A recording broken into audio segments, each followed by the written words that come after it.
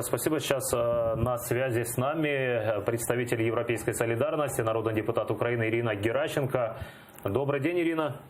Вітаємо вас. Доброго вечера всем глядачам АТР. Как вы думаете, с чем связаны эти проблемы у АТР, которые возникли с финансированием? Все-таки бюрократия или все-таки затягивание или давление на телеканал, на крымских татар, на Меджлис? Как вы можете оценить эти все процессы? Ну, по-перше, від партії і фракції «Європейська солідарність» я хочу висловити повну підтримку каналу АТР і заявити, що ми пишаємося тим, що цей канал існує, працює, і тим, що і завдяки нашим зусиллям попередні роки було виділено державне фінансування на цей телеканал. І в тому числі закладено бюджет на 2020 рік. Ми будемо вимагати від влади безперешкодного виконання цих норм бюджету, тому що мова йде не тільки про мовника у даному випадку, а дійсно про політичний символ, про важливість донесення інформації на окупований Крим і підтримку культури, мови, традиції наших братів кримських татар. Очевидно, що це є дуже неприпустимі, ганебні дії напередодні 6-ї річниці роковин, вірніше, анексії Криму. Знаєте, я думаю, що це бардак, насправді, той, який відбувається сьогодні у владі, коли одне нове обличчя не знає, що робить інше нове обличчя, це воно дає отакі от ганебні результати. Але іноді за цим стоять і злі дії. Наприклад, закрито зараз канал іномовлення, і нам сказали, що буде створено якийсь там новий російськомовний канал на окупованій території Донбасу. Але ж дуже важливо, який контент буде в цьому каналі, бо звучать такі версії, що там наповнять, знаєте, знову 95-м кварталом і сватами. Так чи потрібен такий русський канал російськомовний на окупованій території? Там такого, знаєте, малорусства вистачає і на російських телеканалах. Якщо говорити про АТР, ми не допустимо, чим би це там не пояснювалося, бардаком, якимись там рішеннями, ми цього не допустимо. І за моєю інформацією, з позитивних сигналів, я мала сьогодні спілкування з державним казначейством, ми знаємо, що має відбутись найближчим часом така зустріч керівництва з керівництвом АТР каналу для того, щоб з'ясувати все-таки, що там трапилося в цій бюрократії. І сподіваюся, що це хороший така сигнал відносно того, що все буде унормовано і ви зможете нормально функціонувати, мовити, діяти. І ми будемо, знаєте, разом з вами дуже серйозно працювати, в тому числі в найближчі тижні, коли Україна і весь світ має кричати про 6-ю річницю анексії Криму. Мы видим, в последние эти 3-4 года украинская власть активно поддерживала, выделяла финансирование, и почему-то вот в последний год, в этом году, говорят о том, что все программы должны проходить через тендеры, или у нас поменялось законодательство с чем-то, и мы не знаем об этом. Ну, звичайно, законодавство не помінялося, але ж помінялася влада. І ви знаєте, там я ще раз хочу наголосити, що іноді нове і молоде не означає прогресивне і розумне. От така проблема існує. Я думаю, що сьогодні одна з ключових проблем всіх кабінетів, починаючи від Офісу Президента і закінчуючи міністерствами, відомствами Верховної Ради, це така тотальна і кричуща некомпетентність і невміння бачити, знаєте, там кругозор більше равлика. Насправді це дуже гнітить, і просто нам треба боротися дуже серйозно із цією некомпетентністю. Але іноді ви абсолютно праві в тому, що під некомпетентністю приховуються далеко такі ідущі плани реваншу. Це теж треба дуже серйозно розглядати і зупиняти на корню.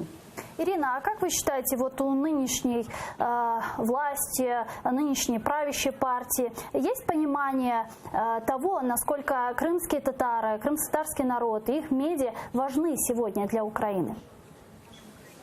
Ну, я хочу сказати, що зараз ми з вами знаходимося, я знаходжуся і включаюся до вас в ефір з кулуарів Комітету закордонних справ. І от ми так пізно тут засиділися, тому що редагували дуже важливу заяву Верховної Ради України до парламентів інших країн, Сполучених Штатів Америки, Європейського Союзу, міжнародних організацій, якраз до річниці 6-ї анексії Криму. Із закликом не просто не визнавати цих ганебних дій Російської Федерації, Федерації, а посилювати санкції проти Росії як країни-агресора. І ця заява містить дуже багато важливих пунктів, які стосуються і політв'язнів, заручників Кремля, і крадіжки українських територій, і нашої там економіки, по суті, але так само і тих ганебних речей, які відбуваються з невиконанням Росією рішень міжнародних судів, зокрема і по відновленню діяльності Меджлісу, і по закриттю українських і кримсько-татарських шкіл.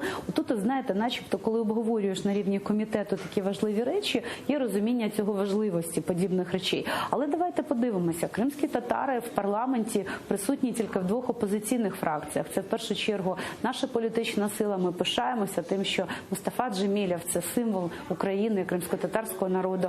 І Ахтем Чийгоз є нашими партнерами політичними і найсильнішими депутатами. Так само в «Голосі» є представники кримських татар.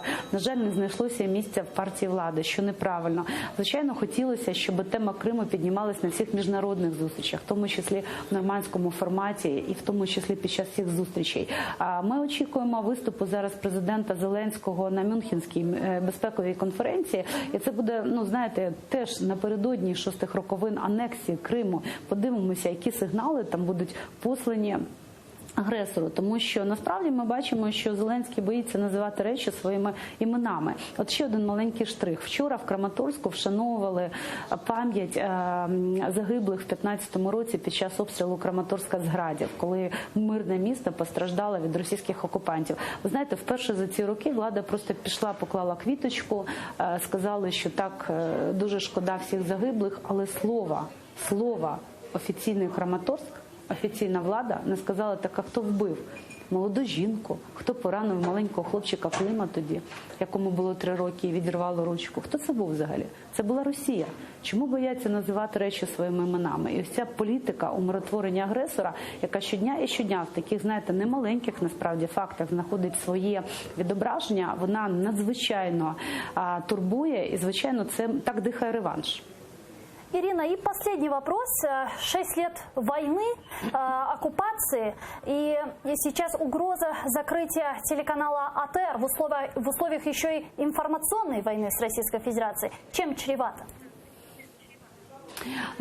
Ви знаєте, насправді Росія під час захоплення частини Криму, Донбасу, частини Донбасу і Криму, що вона починала? З інформаційної політики. Вирубали українські телеканали, руйнували, якщо ми про Донбас говоримо, телевежі для того, щоб просто припинити мовлення. Очевидно, що для України в умовах гібридної війни інформаційна політика є однією з ключових. Що ми бачимо? Що дарує в лапках нинішня влада в сфері інформації? Закон про дезінформацію, яким просто введуть кримінальну відповідальність за журналістів за кожну новину, яка владі буде здаватись неправильною. Ми бачимо, сьогодні просто йдуть посадки там волонтерів, закривають рота, там хтось в Фейсбуку щось погано написав, хто щось не те сказав, відкриваються кримінальні справи. Вибачте, 5 років Україна в умовах війни жила зі свободою слова, з демократією. Сьогодні ми бачимо її згортання.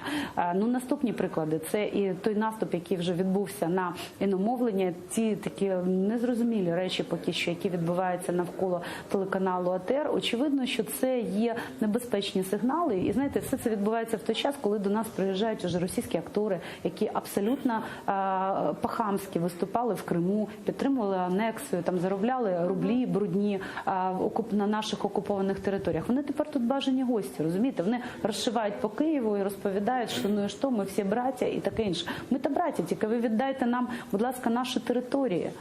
Потім будемо говорити. І все це викликає дуже серйозне занепокоєння. Я хочу сказати, що наша політична сила вважає, що очевидно, це не просто є зміна інформаційної політики. Це так само є складові реваншу. І ми хочемо сказати вам дуже відповідально, що ми слідкуємо за тим, як буде розгортатися ситуація навколо каналу АТР. Чим сьогодні закінчиться, наприклад, зустріч керівництва каналу з представниками, з керівництвом державного казначейства. І якщо не будуть найближчими днями зняті ці фіскальні якісь там заборони на мовлення і не буде припинена блокада фінансування, ми будемо піднімати тему нефінансування каналу АТР на погоджувальній раді. Як одного з найжахливіших, насправді, прикладів зради не телеканалу конкретного, а в тому числі кримсько-татарського народу. Ми не вважаємо це нормальним.